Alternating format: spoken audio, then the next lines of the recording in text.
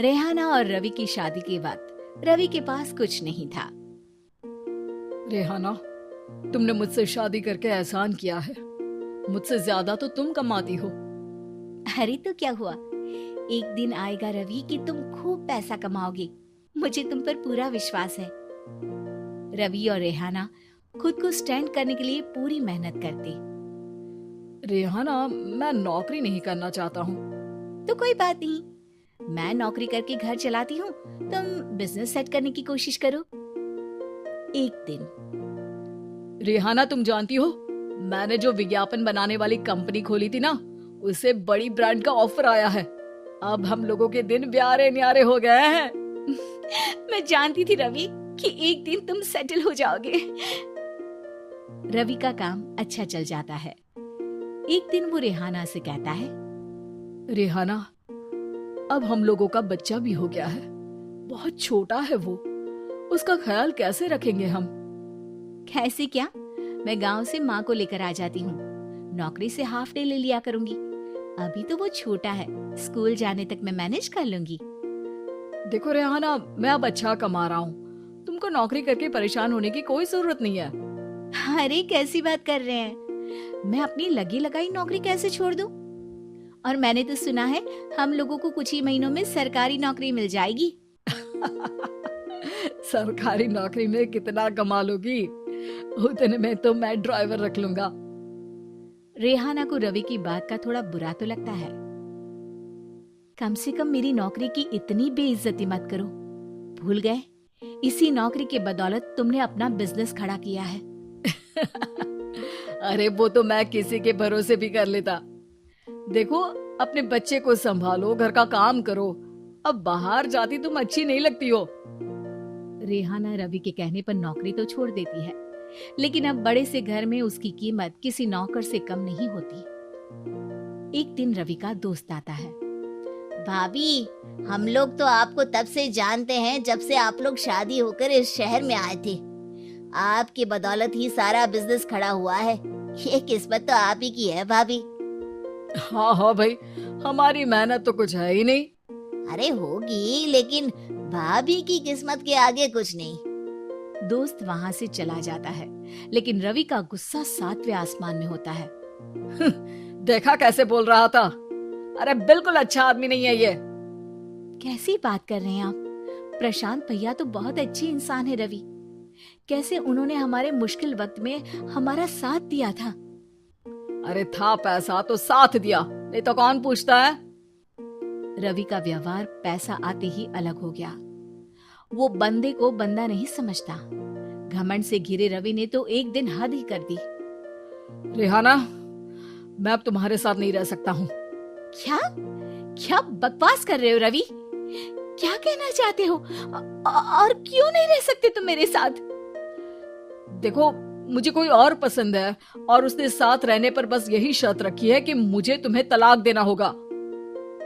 रेहाना, जो कि एक स्वावलंबी महिला थी, उसने बिना देर किए रवि को कह दिया, कोई इश्यू नहीं, मुझे पैकिंग में 4 दिन का वक्त लगेगा, लेकिन तब तक मैं तुम्हारे साथ नहीं रहूंगी। 4 दिन के लिए तुम कहीं और शिफ्ट हो जाओ, मैं घर से निकलूंगी तो बता दूंगी। रवि घर छोड़कर चला जाता है। रेहाना को दुख होता है, वो रोती है, लेकिन व्यवहार से स्ट्रॉन्ग रेहाना को पति के वापस आने का और उसे सबक सिखाने का पूरा भरोसा था। फिर एक दिन, अरे शुशिका, कब शादी करोगी तुम मुझसे? यार मैंने तो सोचा था तुम शादी से पहले मुझे विदेश लेकर जाओगे, महंगी कार दिलाओगे। अरे सब दिला दूंगा, लेकिन पहले मुझसे शादी तो कर लो। हाँ हाँ, क्यों नहीं। मैं कुछ दिनों के लिए अपने मम्मी पापा के पास जा रही हूँ और लोगों से अपनी शादी की बात करूंगी। अरे शुशिका, कैसे रहूंगा मैं तुम्हारे बिना? अब तो शादी ही होने वाली है हम लोगों की। शुशिका रवि को छोड़कर चली जाती है। रवि घर आता है, जहाँ रेहाना को ना पाकर उसे सब अजीब लगता है। घर तो रेहाना के बिना कुछ नहीं है।